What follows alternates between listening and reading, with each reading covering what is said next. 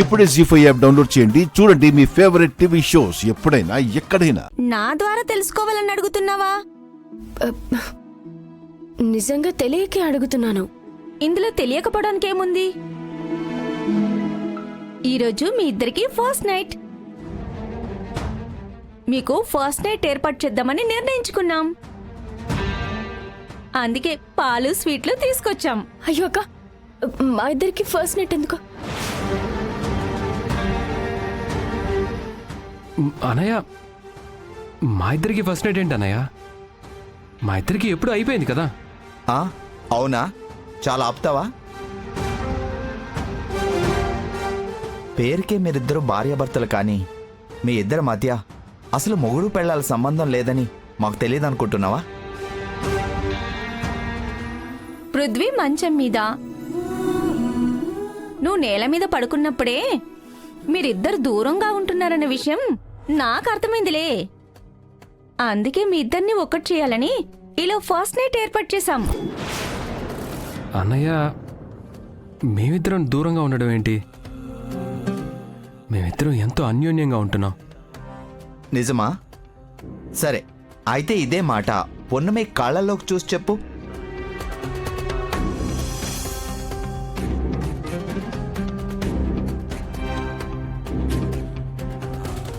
ఆగిపోయావేంట్రా? పొన్నమే కళ్ళల్లోకి చూసి అబద్ధం చెప్పలేకపోతున్నావు కదా. ఇంకా ఎన్ని రోజులని నిజాన్ని దాస్తావు? ఇప్పటిదాకా మీరు పోగొట్టుకున్నది చాలు. ఇకనైనా హ్యాపీగా ఉండండి. నువ్వు చెప్పింది నిజమే అన్నయ్య. పున్నమికి దూరంగా ఉంటూ చాలా కోల్పోయాను. ఇంకా దూరంగా ఉండడానికి ఏమాత్రం సిద్ధంగా లేను.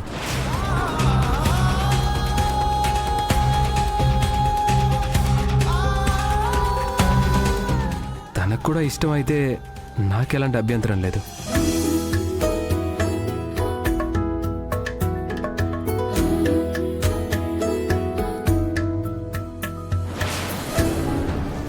ఏంటే ఇక్కడేం చేస్తున్నావు?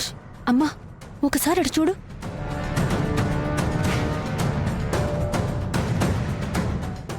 ఏంటి వాళ్ళిద్దరూ ఒకరినొకరు చూసుకుంటూ అలా సిగ్గుపడుతున్నారు?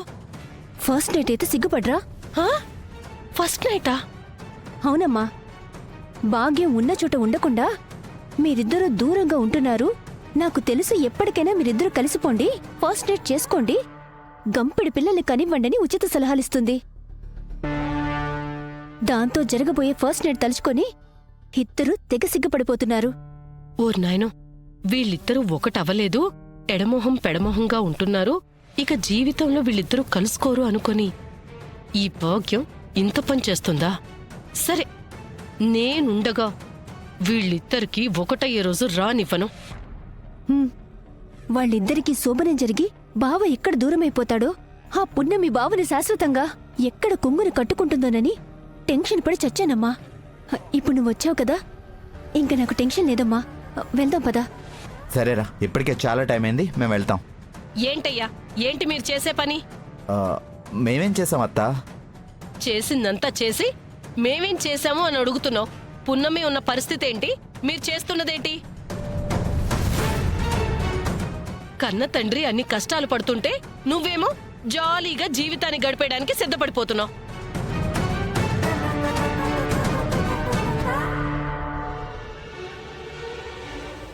నిజంగా శివదేవయ్య నీ కన్న తండ్రి అయితే నువ్విలా తైతక్కలాడేదానివా?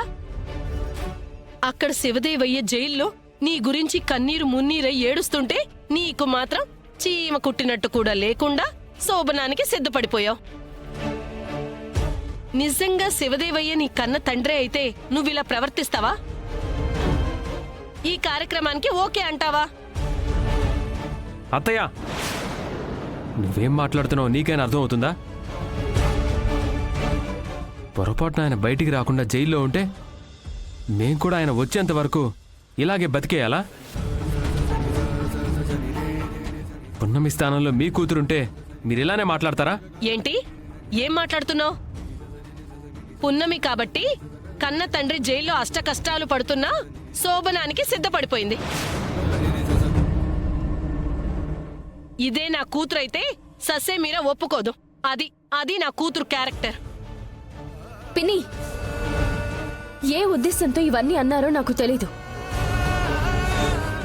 కానీ నా ఉద్దేశం ఇప్పుడు చెప్తున్నా వినండి.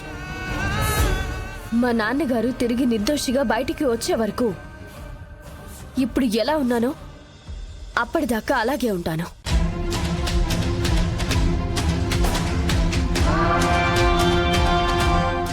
మా మధ్య మీరనుకున్నట్టుగా ఎలాంటి సంబంధాలు ఉండవు. మాటలు చెప్పినంత ఈజీ కాదమ్మా మొగుడికి దూరంగా ఉండడం. మీలాంటి వాళ్ళకి చెప్తున్నాను. ముఖ్యంగా మా నాన్న తిరిగి వచ్చే వరకు మా మధ్య ఫస్ట్ నైట్ జరగదు.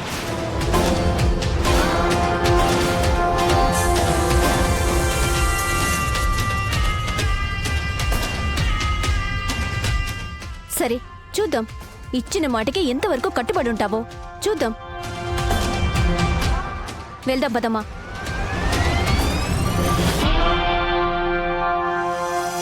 సుప్పన్నతి శూర్పణకలు ఏదో మనసు మారి ఇద్దరు కలిసిపోయారు అనుకుంటే ఇంతలో వీళ్ళొచ్చి పుల్ల పెట్టి మొత్తం చెడగొట్టారు. వీళ్ళి కొంపలు ఉన్నంత వరకు ఎవ్వరిని సుఖంగా బ్రతకనివ్వరు. ఏం జన్మలో ఏంటో. అక్క, సరే వెళ్దాం పదండి.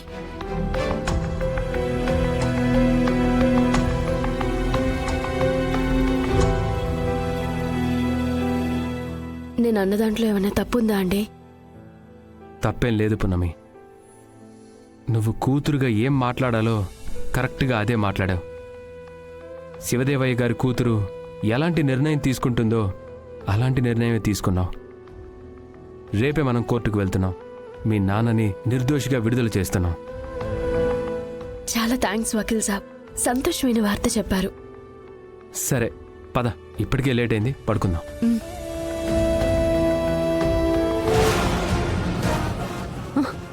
అమ్మా విన్నావు కదా, అది ఏమందో విన్నావుగా.